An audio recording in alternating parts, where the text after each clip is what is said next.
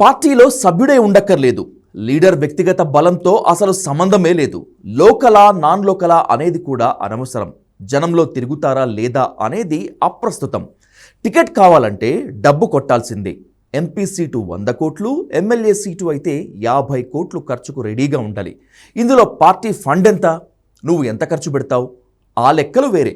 ఓవరాల్గా పార్టీలు అభ్యర్థుల్ని అడుగుతున్న మొదటి ప్రశ్న ఎంత ఇస్తావు అనేది మాత్రమే.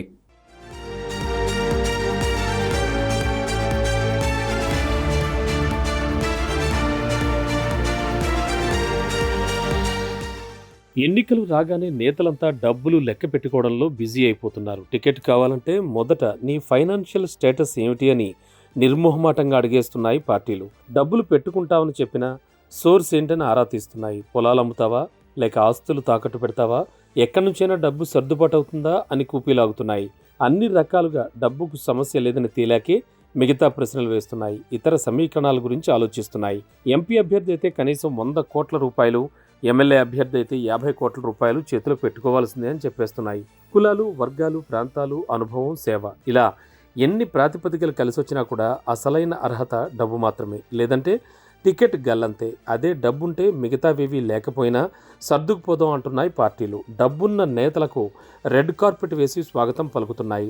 డబ్బు లేదని తెలిస్తే ఇచ్చిన టికెట్ కూడా క్యాన్సిల్ అవుతుంది. డబ్బుంటే మాట్లాడు, లేకపోతే టైం వేస్ట్ అంటున్నాయి. ఈ గోలంతా ఎందుకని మొదటే ఫైనాన్షియల్ బ్యాక్గ్రౌండ్ చెక్ చేసి ఆ తర్వాతే ఆఫీసులకు పిలుస్తున్నాయి పార్టీలు. కొన్ని పార్టీలు అయితే ఫైనాన్షియల్ స్టేటస్ చెక్ కోసం థర్డ్ పార్టీలను కూడా ఆశ్రయిస్తున్నాయి. ఎన్నికలంటే 1.25 లక్ష ఖర్చులుంటాయి. ప్రచారం, సభలు, మద్యం, బిర్యానీ, కార్యకర్తల రోజువారీ ఖర్చులు, ప్రచారానికి వచ్చే జనానికి బేటాలు, ఇలా ఒకటేంటి చెప్పుకుంటూ పోతే చాలా ఉంటాయి. డబ్బుకు వెనకాడని క్యాండిడేట్లు అయితే ఏ పార్టీలో ఉన్నా అర్జెంటుగా తమ పార్టీ కండువా కప్పేసి మరీ టికెట్లు చేతిలో పెట్టేస్తున్నారు. అసలు ఆ ప్రాంతంతో సంబంధం లేకపోయినా పర్లేదు, డబ్బుంది కదా అని అభ్యర్థుల్ని కళ్ళకద్దుకుంటున్నాయి పార్టీలు. బిజినెస్ లో పెట్టుబడి పెట్టి లాభాల కోసం చూసినట్లే ఎన్నికల్లో డబ్బులు పెట్టి ఆ తర్వాత 5 ఏళ్లు అంతకు రెట్టింపు వసూళ్లపై దృష్టి పెడుతున్నారు. పార్లమెంట్, అసెంబ్లీ ఎన్నికలే కాదు, స్థానిక ఎన్నికలు, ఆఖరికి పంచాయతీ ఎన్నికలను కూడా డబ్బే శాసిస్తోంది. ప్రతి ఎన్నికల్లోనూ టికెట్ కావాలంటే రేట్ ఫిక్స్ చేస్తున్నారు. ఆ మాత్రం మనీ సూక్ష్మం గ్రహించకుండా ఎన్నికల్లో ఎలా పోటీ చేస్తారనేది పార్టీలు సూటిగా అడుగుతున్న ప్రశ్న. రాజకీయంలో ఉంటే డబ్బులు సంపాదించుకోవచ్చు, మరి రాజకీయంలో ఉండాలంటే డబ్బులు ఖర్చు పెట్టాలి. ఇది ప్రస్తుతం అమల్లో ఉన్న థియరీ. రాజకీయంలో నిలదొక్కుకోవటం ఇప్పుడు ఆషామాషి వ్యవహారం కాదు. అధికారం వచ్చాక సంపాదించుకోవటం ఊరించే వ్యవహారం అయినప్పటికీ ఇప్పుడు ఎన్నికలు ఎదుర్కోవాలంటే 100 కోట్లు ఖర్చు పెట్టాల్సిందే. అంత ఖర్చు చేస్తే గెలుస్తామో ఓడతామా అనేది ఎవరూ చెప్పలేరు. అలాగని డబ్బు ఖర్చు చేయకుండా ఉండే ధైర్యం మాత్రం ఎవరూ చేయటం లేదు. పార్టీల్లో తేడాలు లేవు, అన్ని పార్టీల్లోనూ ఇదే పరిస్థితి. గతంలో 5 ఏళ్లకొకసారి వచ్చే ఎన్నికలప్పుడు మాత్రమే ఖర్చు పెరిగేది. కానీ ఇటీవలి కాలంలో ఉప ఎన్నికలు కూడా ఎన్నికల ఖర్చుకు కొత్త బెంచ్ మార్క్ క్రియేట్ చేస్తున్నాయి.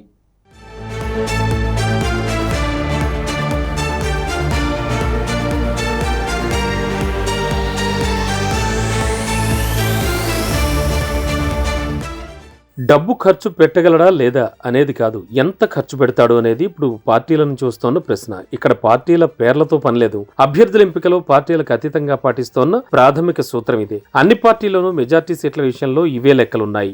ఎక్కువ కోట్ల రూపాయలను ఖర్చు పెట్టగలిగే వారికి అభ్యర్థిత్వాలను ఖరారు చేయడానికి పార్టీలు ఉత్సాహం చూపిస్తున్నాయి. ప్రత్యర్థిని ఢీకొట్టాలంటే కావాల్సింది ప్రజల్లో ఉన్న పేరు, ప్రజలకు సేవ చేసే నేపథ్యం కాదని, 10 కోట్ల రూపాయల వెయిటే అని పార్టీలు తేల్చి చెప్పేస్తున్నాయి. ఈ విషయంలో రాజీ పడ్డం లేదు. ఈ విషయాన్ని జనం కూడా పట్టించుకోవట్లేదు.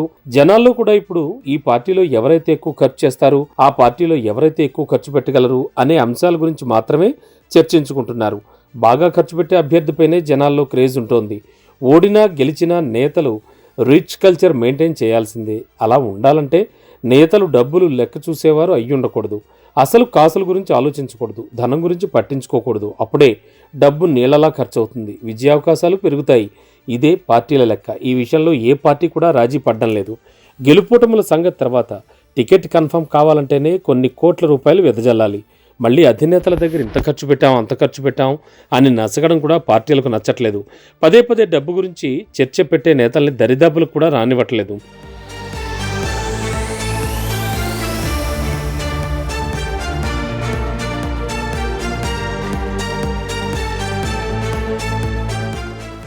ప్రస్తుత రాజకీయాల్లో డబ్బున్న నేతలకున్న ధీమా ఎవరికీ లేదు. ఓటమి ఎరుగని నేతలకు కూడా టికెట్ రాకపోవచ్చు. కులబలం ఉన్న ప్రయోగం పేరుతో పక్కన పెట్టేయచ్చు. లోకలైనా నాన్ లోకల్ను తెరపైకి తేవచ్చు. పార్టీలో సీనియారిటీ ఉన్నా టికెట్కు మాత్రం గ్యారంటీ లేదు. కానీ డబ్బున్నోళ్ళకి ఇవేవీ వర్తించవు. వారికి రాచ మర్యాదలు చేసి మరీ పార్టీలు పిలిచి మరీ టికెట్ ఇస్తూ ఉంటాయి. పక్క పార్టీలో ఉన్న 10 నిమిషాల్లో కండువ కప్పేసి సీట్ ఇచ్చేస్తారు. చేతిలో డబ్బుందా? ఆ ఒక్క అర్హత చాలు. ఏదో ఒక టికెట్ అయితే ఖచ్చితమే. అవసరమైతే ఖరారైన నేతను కూడా మార్చేసి ధనిక నేతలకు టికెట్ ఇచ్చేస్తున్నాయి పార్టీలు. ప్రస్తుత లోక్సభలో గల 539 మంది ఎంపీల్లో 475 మంది కోటీశ్వర్లని ప్రజాస్వామ్య సంస్కరణల సంఘం association of democratic reforms editor గతంలోనే నిగ్గు తేల్చింది. ప్రస్తుత శాసనసభ సభ్యుల్లో 87% మంది కోటీశ్వర్లు. డబ్బు తప్ప మరేది చూసే మూడ్లో పార్టీలు లేనేలేవు.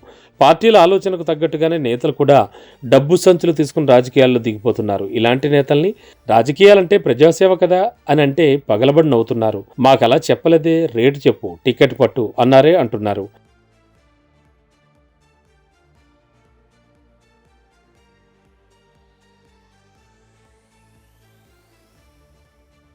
డబ్బే ప్రధానమైన కొలబద్ద కావడంతో ధనవంతులైన అభ్యర్థుల సంఖ్య ప్రతి ఎన్నికలకు పెరుగుతూ వస్తోంది.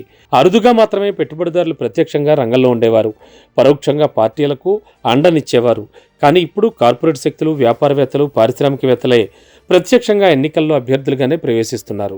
స్థానిక సంస్థల్లో కూడా ఈ మధ్యకాలంలో భూస్వామ్య ధనిక రైతుల నుంచే కాకుండా కాంట్రాక్టులు, వ్యాపారులు ఎక్కువగా ప్రవేశిస్తున్నారు. ఈ కొత్త సంపన్న వర్గాలు సంపదలో భాగమే కాకుండా అధికారంలో కూడా భాగం కావాలన్న కాంక్షతోనే రాజకీయాల్లోకి వచ్చేస్తున్నారు. ఇప్పుడు పార్టీల తీరు చూస్తే అసలు రాజకీయాల ఆలోచన లేని ధనవంతులను కూడా పనిగట్టుకుని మరీ ప్రోత్సహించి ప్రేరేపించి టికెట్లు ఇస్తున్నాయి. ఈ ఎన్నికల్లో మన పార్టీ గెలిచినా ఓడినా మనకు 1000 కోట్లు మిగలాలి అని ఒక యువనాయకుడు ఆఫ్ ద రికార్డులో అన్నాడంటే మన దేశంలో ఎన్నికలు ఎంత బిగ్ బిజినెస్సో అర్థమవుతోంది కదా.